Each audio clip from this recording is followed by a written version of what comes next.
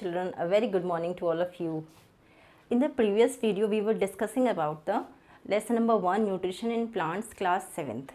हम क्लास 7 का nutrition in plants पढ़ रहे थे और उसका पार्ट 1 कंप्लीट हो चुका था and the process of photosynthesis was going on. इसका प्रोसेस चल रहा था which I have explained you. Now we can define the photosynthesis process, a process by which green plants make their food with the help of carbon dioxide and water in presence of sunlight and chlorophyll. Okay, so ये एक process है photosynthesis. Photo means light, synthesis means to make or to synthesize, means in presence of light when plants make their food. The process is called photosynthesis. अब इस photosynthesis के लिए these 4 are the basic requirements. Means plant must be green in colour, means it must have a pigment called chlorophyll. अगर plant में chlorophyll नहीं है तो वो फोटोसिंथेसिस नहीं कर सकते. आपने देखा होगा बहुत से प्लांट हैं ऐसे जिनके अंदर क्लोरोफिल नहीं होता और वो हम उसको बाद में डिस्कस करेंगे. And carbon dioxide means presence of chlorophyll, carbon dioxide, water and sunlight. And we can write as an equation the process of photosynthesis: carbon dioxide plus water in presence of sunlight and chlorophyll gives carbohydrate plus oxygen. Oxygen is evolved. और यही carbohydrate को हम simple language में food कह देते हैं और ये फूड लेटर ऑन चेंज होता है स्टार्च में. और starch is also carbohydrate. Starch भी एक फॉर्म है कार्बोहाइड्रेट की, but it is stored in the plant. लेकिन प्लांट में ये स्टार्च की फॉर्म में स्टोर हो जाता है. And okay, now we can understand so that you would be more clear. These are roots. If you discuss about the plant part, these are roots, this is stem, leaf and water and minerals. These are absorbed by these roots and when it is sucked upwards, जब वो ऊपर की तरफ आता है पानी. और आपको पता है यहाँ पर इसमें स्टेम में बहुत सारी वेसल्स होते हैं. They are pipe like structures और इनके थ्रू ये पानी ऊपर की तरफ चढ़ता है and it come inside the leaf. ये भी यहाँ पर भी ये वेन्स होती हैं और इन वेन्स के थ्रू ये पानी सारी लीफ में स्प्रेड हो जाता है. तो पानी यहाँ से आ गया एंड लीफ की लोअर साइड पे बहुत छोटे छोटे पोर्स होते हैं और उसके थ्रू कार्बन डाइऑक्साइड एंटर हो जाती है लीफ के अंदर. तो वाटर भी आ गया और कार्बन डाइऑक्साइड भी आ गई और क्लोरोफिल इसमें ऑलरेडी प्रेजेंट है. सनलाइट की प्रेजेंस में, जब सनलाइट होती है इसकी प्रेजेंस में ये क्लोरोफिल इसको सनलाइट को ट्रैप कर लेता है और इसकी एनर्जी को यूज़ किया जाता है फूड के प्रिपरेशन में. So we will understand it more clearly. So अब हम इसके स्ट्रक्चर के बारे में देखेंगे. स्टोमेटा की, how stomata helps in the exchange of gases. जो लीफ होती है, लीफ की लोअर साइड पर बहुत सारे छोटे छोटे माइन्यूट पोर्स होते हैं, बहुत छोटे छोटे छेद होते हैं जो कि आप नेकेड आइज से देख नहीं सकते. They are not visible with your naked eyes. अब ये जो छोटे छोटे पोर्स होते हैं इन्हीं के थ्रू एटमॉस्फेयर से कार्बन डाइऑक्साइड अंदर लीफ में एंटर करती है और इन्हीं के through oxygen, when the oxygen forms after the process of photosynthesis, जब फोटोसिंथेसिस की प्रोसेस के बाद जैसा कि मैंने अभी आपको बनाया ऑक्सीजन बनती है, वही इन पोर्स के थ्रू बाहर आती है. ओके, अब स्ट्रक्चर की बात कर लेते हैं. स्ट्रक्चर, ये स्टोमेटा के स्ट्रक्चर है. स्टोमेटा के स्ट्रक्चर में बिल्कुल सेंटर में एक माइन्यूट पोर होता है जिसको कि स्टोमा होता है, जिसकी थ्रू कार्बन डाइऑक्साइड एंटर होती है और ऑक्सीजन बाहर निकलती है. Means exchange of gases takes place through these pores. And this pore is surrounded by 2 guard cells. ये 2 गार्ड सेल से कवर होता है. These guard cells are been shaped, जैसे कि राजमा के दाने. All living beings whether they are plants और एनिमल्स, आपको पता है वो सब किससे बने होते हैं? सेल्स से बने होते हैं. हमारी बॉडी सेल्स से बनी होती है, different types. And these are small chamber like structures. छोटे छोटे चैम्बर्स होते हैं और इसमें अगर हम इसके स्ट्रक्चर को समझें, outer layer is this is cell membrane. Each cell is covered with cell membrane and it is protective in nature. ये protective होती है नेचर में. and besides the exchange of different types of materials takes place through this cell membrane. And inside this a well defined nucleus is present and inside this nucleus there is genetic material present. A mitochondria mitochondria आपको पता है सबको, these are all energy giving organelles, इसी से हमारी energy और ATP produce होते हैं, और इसमें गोल्जी बॉडीज भी होती हैं। और there is a jelly like structure in between this cell membrane and nucleus, और ये जेली लाइक जो स्ट्रक्चर होती है इसको हम कहते हैं cytoplasm. Various life processes taken place in this cytoplasm, और बहुत सारी इसके अलावा भी ऑर्गेनेलीज होती हैं, लाइक बहुत सारी राइबोसोम्स होते हैं। राइबोसोम्स आपको पता है कि प्रोटीन सिंथेसिस में हेल्प करते हैं। गोल्जी बॉडीज होती हैं और ये होते हैं, और प्लांट सेल्स में क्लोरोप्लास्ट भी प्रेजेंट होते हैं, और क्लोरोप्लास्ट के अंदर ही क्लोरोफिल प्रेजेंट होता है। Okay, so this is the structure of cell. Next अभी मैंने आपको बताया था कि प्लांट्स के अंदर स्टार्च की फॉर्म में कार्बोहाइड्रेट स्टोर रहता है। अब हम इसको प्रूव करेंगे। प्रूव करने के लिए हम एक स्टार्च टेस्ट करेंगे। स्टार्च टेस्ट के लिए हम क्या करेंगे, 2 पॉटेड प्लांट्स लेंगे। 2 पॉटेड प्लांट्स हमें लेने, एक प्लांट को हम शेड में रख देंगे 3-4 दिन के लिए, और एक प्लांट को हम सनलाइट के अंदर रखेंगे। तो एक प्लांट हमने लिया, वो हमने किस में रखा, शेड में रखा। कम से कम 72 आवर्स के लिए रखना है आप। और एक प्लांट को हमने लिया, उसको हमने सनलाइट में रखा, उसको जैसे वो रखा हुआ था सनलाइट में, उसको ऐसे ही रखा। अब हम ये चेक करने के लिए कि फोटोसिंथेसिस की प्रोसेस किस में हुई है और किस में स्टार्च हमें दिखाई देगा, मतलब हमें टेस्ट के बाद ये प्रूव होगा, तो उसी में फोटोसिंथेसिस की प्रोसेस हुई है जिसमें हमें स्टार्च मिलेगा, और जिसमें फोटोसिंथेसिस की प्रोसेस नहीं हुई है उसमें आयोडीन टेस्ट नेगेटिव आएगा। तो अब हम क्या करेंगे, 2 और 3 ड्रॉप्स आयोडीन के लेंगे, और हम इसकी लीफ पर भी आयोडीन के टेस्ट करेंगे। 2 और 3 ड्रॉप्स आयोडीन के डालेंगे, और इसकी लीफ पर भी हम 2 और 3 ड्रॉप्स आयोडीन की डालेंगे। 2 और 3 ड्रॉप्स हमने इसकी प्लांट की लीफ पर डाले आयोडीन के, और 2 और 3 ड्रॉप्स हमने इस प्लांट की, जो कि हमने सनलाइट में रखा था, इसकी लीफ पर डाले आयोडीन के। और हम क्या ऑब्जर्व करते हैं कि जो शेड में प्लांट रखा था उसकी कोई भी कलर चेंज नहीं होता, लेकिन जो प्लांट हमने सनलाइट में रखा था वो ब्लू ब्लैक कलर चेंज हो जाता है। और ये जो ब्लू ब्लैक कलर है, यही प्रेजेंस आयोडीन की प्रेजेंस को इंडिकेट करस to blue black, and this confirms the presence of starch inside the plant which was kept in the sunlight. So ये प्रूफ हो जाता है कि स्टार्च फोटोसिंथेसिस की प्रोसेस के बाद कार्बोहाइड्रेट्स बनते हैं, और कार्बोहाइड्रेट्स स्टार्च की फॉर्म में स्टोर होते हैं। ओके, आपने बहुत बार देखा होगा, कभी आप गार्डन में घूमने गए हो तो बहुत तरह की कलर्ड लीव्स आपको दिखाई देंगी। जैसे क्रोटन्स आप देख सकते हैं, वेरियस वैरायटी ऑफ क्रोटन्स, बहुत सारी वैरायटीज़ होती हैं क्रोटन्स की। किसी की लीफ रेड होती है, किसी की लीफ येलो कलर की होती है, ब्लूइश कलर, ग्रीनिश, बहुत सारे कलर्स की क्रोटन्स की लीव्स होती हैं, अगर कभी आपने ऑब्जर्व किया हो। तो आप ये सोचेंगे कि ये जो डिफरेंट कलर्स की लीव्स हैं, क्या ये भी फोटोसिंथेसिस करती हैं या ये फोटोसिंथेसिस नहीं करती, क्योंकि इनमें तो ग्रीन कलर दिखाई नहीं दे रहा, इट मीन्स कि there is no chlorophyll.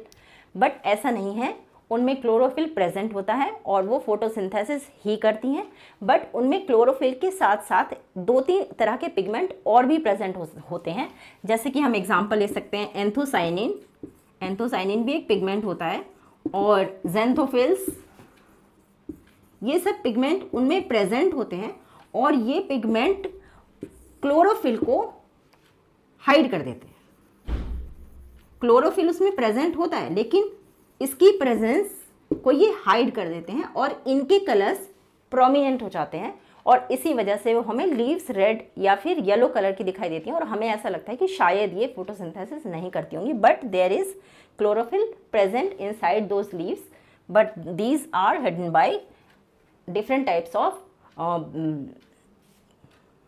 pigments. Understood? Okay. अभी आपने और भी बहुत सारी चीज़ें ऑब्जर्व की होंगी। अगर आप स्टेगनेंट वाटर या कभी किसी पॉन्ड के साइड में से जा रहे हैं, या कहीं आपने देखा हो हैंड पंप लगा हुआ है और कहीं थोड़ी सी ऐसी जगह है कि जहाँ पर पानी स्टोर होता है, तो वहाँ पे एक ग्रीन कलर की लेयर प्रेजेंट होती है। ग्रीन कलर की, बहुत ही, अगर आप उसको टच करके देखें तो बहुत स्लाइमी सी होगी, ऐसे लगेगा स्लिपरी स्लाइमी सी है। ठीक है, वो सब जो लेयर बनी हुई है वो भी एक तरह के प्लांट्स ही हैं, और उन प्लांट्स को हम एल्गी कहते हैं। ओके, और वो सब आपने देखा होगा बहुत डार्क ग्रीन कलर की होती है। तो इट मीन्स कि जो एल्गी हैं ये बहुत वेरी स्मॉल साइज प्लांट्स होते हैं, और ये भी फोटोसिंथेसिस करते हैं। तो पॉन्ड्स के साइड में कितना सारा फोटोसिंथेसिस होता है, बहुत छोटे छोटे एल्गी होते हैं पॉन्ड्स में और लेक्स के साइड में, जहाँ भी स्टेगनेंट वाटर आपको दिखाई देगा वहाँ पर ये स्लाइमी लेयर प्रेजेंट होती है और वो हेल्प करती है फोटोसिंथेसिस में। और जितना ज़्यादा फोटोसिंथेसिस होगा, ये हमारे एटमॉस्फेयर को प्योरीफाई करने के लिए कौन सी गैस की ज़रूरत है, ऑक्सीजन की। आपको सबको पता है हमारे एटमॉस्फेयर में कौन कौन सी गैसेस प्रेजेंट होती हैं। मैक्सिमम प्रेजेंट होती है nitrogen, and then oxygen, and then carbon dioxide, and rest are other gases। और भी बहुत सी गैसेस होती हैं प्रेजेंट, और water vapours etcetera, many others, but they are in very small amount. सबसे ज़्यादा नाइट्रोजन प्रेजेंट होती है, एंड सेकेंड नंबर पे ऑक्सीजन प्रेजेंट होती है। So these all plants help in purifying the atmosphere. So yes, we have studied about the nutrients. हमने nutrients के बारे में पढ़ा था। आपने पढ़ा था न्यूट्रिएंट्स कौन कौन से होते हैं, हमारे कार्बोहाइड्रेट्स होते हैं, एंड देन फैट्स होते हैं, देन प्रोटीन्स होते हैं, विटामिन्स होते हैं, मिनरल्स होते हैं। Okay, all of you know. So synthesis में हमने ये देखा कि जो फूड प्रिपेयर हुआ वो कार्बोहाइड्रेट था। अब ये कार्बोहाइड्रेट, इसी से ही हमारे प्लांट की सारी रिक्वायरमेंट्स पूरी होंगी। यही चेंज होगा फैट्स में भी, यही चेंज होगा विटामिन्स, मिनरल्स तो सारे प्लांट्स अपने आप रूट से एब्जॉर्ब कर लेते हैं, and they form later on. Fats में भी ये चेंज हो जाते हैं और विटामिन्स में भी चेंज हो जाते हैं। तो हमने न्यूट्रिएंट्स जो पढ़े थे वो carbohydrate, fats, proteins, vitamins and minerals. तो मिनरल्स तो उसने डायरेक्टली एब्जॉर्ब कर लिए थे प्लांट ने सॉइल से, और फैट्स ये इसमें चेंज हो जाते हैं, ये इसको भी फॉर्म करते हैं। पर देयर इज़ वन कंपोनेंट, आपने एक प्रोटीन एक ऐसा न्यूट्रिएंट देखा है, कार्बोहाइड्रेट की फॉर्मेशन में हमें 3 एलिमेंट्स की ज़रूरत पड़ती है, that is carbon, hydrogen and oxygen. तो जो कार्बोहाइड्रेट फॉर्म हो गया प्लांट्स में, तो इसमें ये 3 एलिमेंट्स प्रेजेंट हैं और इन्हीं से लेटर ऑन ये सब डेवलप हो जाएंगे। लेकिन ये प्रोटीन्स की जो कंपोजिशन होती है उसमें carbon, hydrogen, oxygen and one more element is present, and that is nitrogen. और वो नाइट्रोजन कहाँ से आएगा? नाइट्रोजन को लाने के लिए उस प्लांट को क्या करना होगा, क्योंकि प्लांट ने तो कार्बोहाइड्रेट फॉर्म किया है और कार्बोहाइड्रेट में तो नाइट्रोजन प्रेजेंट नहीं है। तो जो हमारी सॉइल होती है प्लांट की के आसपास जितनी भी सॉइल है, सॉइल के अंदर बहुत सारे बैक्टीरिया प्रेजेंट होते हैं, और वो बैक्टीरिया क्या करते हैं आपको पता है, अभी मैंने एटमॉस्फेयर में बताया, एटमॉस्फेयर में नाइट्रोजन प्रेजेंट होती है and it is around 78% nitrogen present होती है। तो बहुत सारा नाइट्रोजन हमारे एटमॉस्फेयर में है, लेकिन उस नाइट्रोजन को ना तो प्लांट्स एब्जॉर्ब कर सकते हैं डायरेक्टली और ना ही हम एब्जॉर्ब कर सकते हैं। पर नाइट्रोजन तो हमारे लिए भी चाहिए, क्योंकि हमारी बॉडी भी प्रोटीन से बनी हुई है और प्लांट्स की भी प्रोटीन से बनी हुई है, तो नाइट्रोजन तो सबको चाहिए। तो ये नाइट्रोजन अब हमें कैसे मिलेगा? जो प्लांट के अराउंड सॉइल प्रेजेंट होती है उसमें बहुत सारे बैक्टीरिया प्रेजेंट होते हैं, और ये बैक्टीरिया जो एटमॉस्फेरिक नाइट्रोजन है उसको सॉल्युबल फॉर्म में चेंज कर लेते हैं। उस सॉल्युबल फॉर्म को जब वो चेंज कर देते हैं, तो वो सॉल्युबल फॉर्म में चेंज कर देते हैं, और सॉल्युबल फॉर्म अब प्लांट इसको एब्जॉर्ब कर लेता है, और जब वो प्लांट उसको एब्जॉर्ब कर लेता है तो फिर लेटर ऑन आपको पता है सब जितने भी लिविंग बींग्स हैं, ये एनिमल्स और ह्यूमन बींग्स हैं, वो सब प्लांट पे डिपेंडेंट है, और इसलिए वो हमें इनडायरेक्टली प्लांट से रिसीव हो जाती है। ओके, और ये जो टॉपिक है next, how nutrients are replenished in soil, ये वाला भी टॉपिक काफ़ी कुछ इससे रिलेट करता है। This is the last topic of this chapter, but I have taken over here क्योंकि इसी से ही रिलेट करता है। आपने देखा होगा कि जनरली जो फार्मर्स होते हैं वो एक क्रॉप को लगाया उन्होंने, और क्रॉप वैरायटी होती, बहुत सारे प्लांट्स होते हैं, तो वो क्या करते हैं सारे न्यूट्रिएंट्स को जो कि सॉइल में प्रेजेंट है न्यूट्रिएंट्स उसको एब्जॉर्ब कर लेते हैं। तो उस सॉइल में न्यूट्रिएंट्स की कमी हो जाती है। न्यूट्रिएंट्स की उस कमी को पूरा करने के लिए वो उसमें फर्टिलाइजर्स और मैन्योर्स को ऐड करते हैं। फर्टिलाइजर्स जनरली पर्टिकुलर होते हैं कि भाई उन्होंने NPK डाला है, उसमें नाइट्रोजन, फॉस्फोरस, पोटेशियम वो उसमें रिच है, और जो मैन्योर्स होते हैं वो आपको पता है वो ऑर्गेनिक होते हैं, तो वो ऐसे पर्टिकुलर नहीं होते, but they replenish the soil, वो सॉइल को हेल्दी बनाते हैं। तो उन्होंने उसको ऐड किया अगर वो इसको लगातार ऐड करते रहें तो ये हार्मफुल हो जाती है सॉइल के लिए, क्योंकि फर्टिलाइजर्स केमिकल प्रोडक्ट्स हैं और जो भी केमिकल प्रोडक्ट्स हम ज़्यादा दिन यूज़ करते हैं किसी भी चीज़ के लिए तो वो उसके लिए हार्मफुल होती है। और मैन्योर से ये रिक्वायरमेंट पूरी नहीं होती, क्योंकि manures they are not rich in very particular substance, किसी पर्टिकुलर सब्सटेंस में रिच नहीं होते हैं। They make the soil healthy and fertile but they are not particularly rich in any one substance. So अब इसकी जो कमी है वो कैसे पूरी होगी? इसकी कमी को पूरा करने के लिए फार्मर्स क्या करते हैं, जैसे कि उन्होंने क्रॉप उगाई, जैसे सपोज उन्होंने व्हीट क्रॉप या राइस क्रॉप उगाई, और उसके बाद वो क्या करते हैं, उसके बाद वो लेग्यूमिनस प्लांट्स को बो देते हैं। लेग्यूमिनस प्लांट्स आपको पता है जितनी भी पल्सेस हैं वो सब लेग्यूमिनस प्लांट्स हैं, लाइक सोयाबीन, राजमा, चना, अरहर, मूंग, मसूर, ये सब लेग्यूमिनस प्लांट्स हैं। तो लेग्यूमिनस प्लांट्स को बोने से उनको क्या फ़ायदा होता है कि सपोज उन्होंने पहले व्हीट क्रॉप बो रखी थी उसमें, और उसमें व्हीट क्रॉप की वजह से जो उसका सॉइल में से जो न्यूट्रिएंट्स थे वो एब्जॉर्ब कर लिए क्रॉप ने। अब ये जो सॉइल है ये इसमें काफ़ी सारे न्यूट्रिएंट्स की कमी है। अब इसके बाद इन्होंने कोई भी लेग्यूमिनस क्रॉप को ग्रो किया। अब लेग्यूमिनस क्रॉप को ग्रो करने से क्या होता है, जो लेग्यूमिनस प्लांट होता है इसकी प्लांट की मैं रूट ही बना दे रही हूँ, तो ये लेग्यूमिनस प्लांट्स की ये रूट्स हैं, और रूट्स के बीच में इनमें यहाँ पे एक छोटे छोटे से, अगर आप कभी भी किसी भी प्लांट को उखाड़ के देखोगे आप बहुत इजीली उसको ऑब्जर्व कर सकते हो, तो ऐसे इसमें रूट्स में ऐसे उभरे उभरे गोल गोल से आपको पार्ट्स दिखाई देंगे। इनको हम रूट नोड्यूल्स कहते हैं, और इन रूट नोड्यूल्स के बीच में एक बैक्टीरिया रहता है जिसको कि हम राइजोबियम कहते हैं।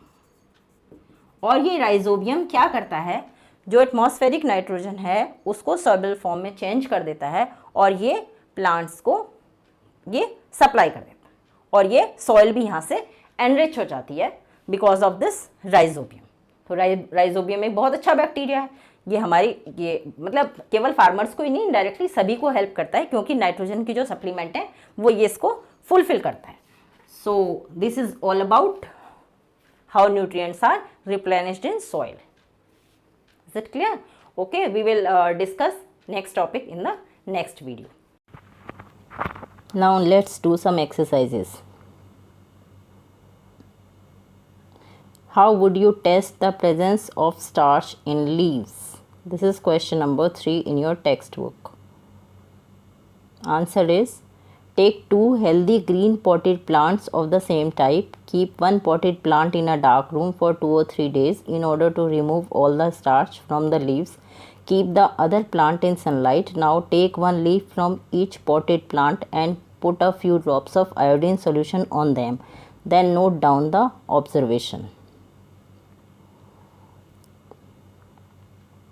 Plants kept in light and dark conditions. No blue-black color will be observed on the leaves of the plant kept in the dark room. This indicates the absence of starch. Blue-black color will be observed on the leaves of the plant kept in sunlight. This indicates the presence of starch. Give a brief description of the process of synthesis of food in green plants.